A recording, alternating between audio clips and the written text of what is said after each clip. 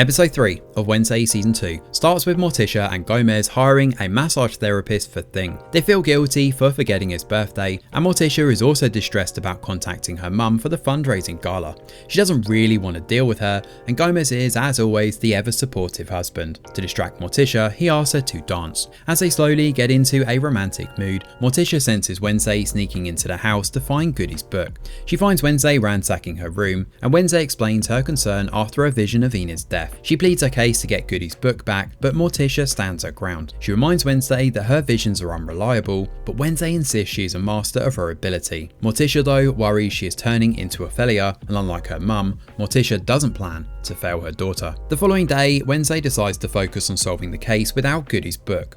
Meanwhile, Enid frets about her outfits for the governing camping trip, and she's hoping Wednesday will join, but her roommate has other plans. She wants to solve the case before Enid finds out she's in danger. Now, Agnes rudely interrupts and offers to help, but once again, Wednesday pushes her away. Elsewhere, Slurp returns to Eugene's bee house, and Pugsley gets excited to see that Slurp is regenerating and growing a brain. He's unaware that Slurp has a taste for human brains though, and keeps feeding him sandwiches. Eugene suggests they tell someone else about Slurp, but Pugsley refuses. He doesn't want Slurp to be taken away, and he already has a plan to watch Slurp when they go camping. As for Wednesday, she attends Galpin's funeral, and it's a mildly sad affair with only 2 mourners. Sheriff Santiago warns Wednesday to stay away from trouble. However, Fairburn is more forthcoming with information. She tells Wednesday that when Galpin visited Tyler, the Hyde in him came out in pure rage. Wednesday mentions the killer may be an avian, and Fairburn assures her that they have no avian patients or staff at Willow Hill. Well, that sounds convincing, doesn't it? At the local inn, Bianca uses her siren abilities to hide her mum.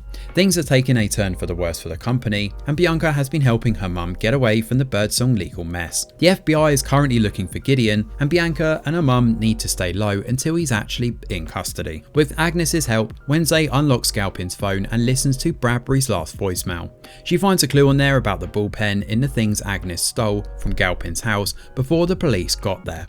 It turns out the bullpen is a few miles from the camping site. With no other choice, Wednesday decides to tag along for the camping trip. Enid is beside herself with excitement when she sees Wednesday. However, Dort grows suspicious of Wednesday's sudden change. Ajax continues to fix things with Enid. Unfortunately, she does her best to ignore him, and she's also unhappy that Agnes is joining the camping trip. Capri worries the trip will go sideways since it's a full moon and the Wolfgang will wolf out. At the camping site, the students set up their tents. Pugsley secretly brings Slurp with him, while Morticia and Gomez join the trip as chaperones. Gomez is hoping they will bond with their kids and make the trip a family affair. Sadly, neither Wednesday nor Pugsley want to spend time with their parents.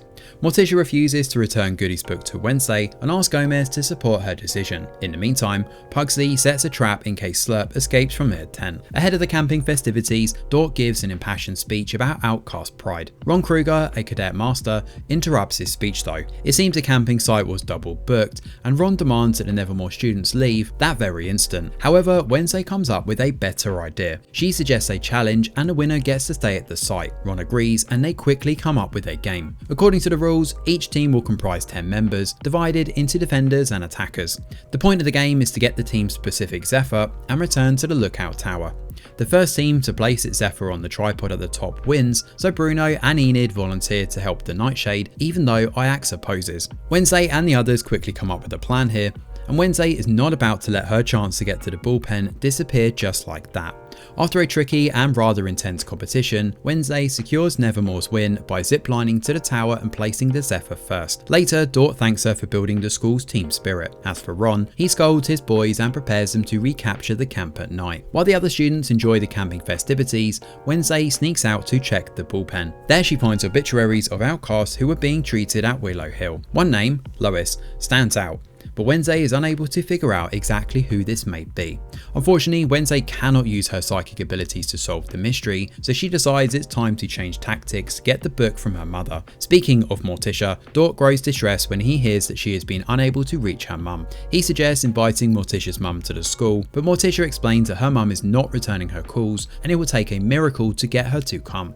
On the other hand, Enid finally gives Ajax the closure he has been searching for. To get Goody's book, Wednesday challenges Morticia to a duello as Ciegas. As the duel rages on, the cadets and Ron infiltrate the camp while Slurp escapes again. Gomez nearly gets his brain eaten by Slurp while he showers. To save his dad, Pugsley electrocutes Slurp, and the commotion alerts everyone and they start running when they see Slurp.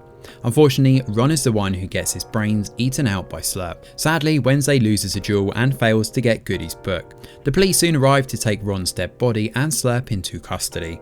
Pugsley is saddened to see Slurp get loaded up in a Willow Hill van, and Wednesday contemplates how nature devours the weak as she plots a new way to save Enid. She knows the avian is watching her and she's running out of time.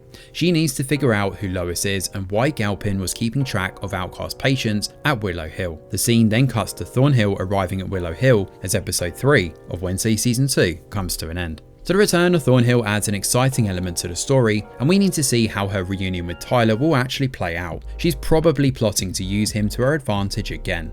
Wednesday is intent on getting Goody's book, but what if there are no answers there? Also, why is her next guy taking so long to show up? Thanks to her little sleuthing at the bullpen though, she has found a lead. Now all roads seem to lead to Willow Hill, and we must uncover the secrets of that asylum. Why was Galpin looking into it? Does it have something to do with Tyler or his mum? With the avian always watching, Wednesday needs to be careful about her next steps as everything looks set to kick off in the next episode. Thanks for watching, and do let us know your thoughts in the comments below. Smash a like or subscribe to the channel, your support is very much appreciated. I'm Greg Wheeler, and from all of us over here at The Review Geek, we'll see you on the next video.